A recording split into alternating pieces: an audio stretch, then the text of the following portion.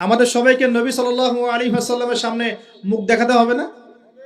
একবার দেখাতে হবে ইচ্ছায় হোক আর অনিচ্ছায় হোক, আর একবার দেখাতে হবে ঐচ্ছিকভাবে।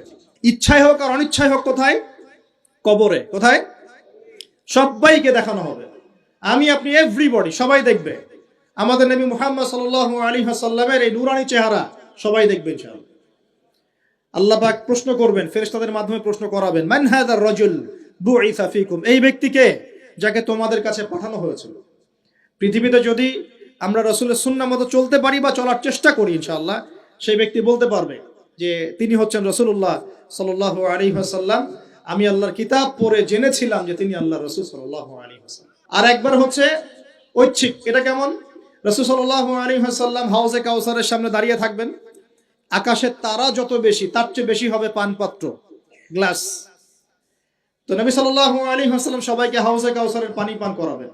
ওই দিন অন্য কোনো ব্র্যান্ডের পানি চলবে না, শুধু হাউজে কাউসারের পানি চলবে। মাম পানি, প্রাণ পানি, এসব পানি নাই, শুধু হাউজে কাউসারের পানি।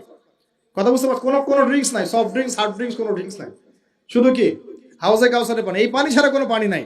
এই পানি যে খাবে, এই যে 50,000 বছরের সমান দিন, কিয়ামতের দিন, এই দিনে সে ইনশাআল্লাহ পিপাসার্ত হবে না।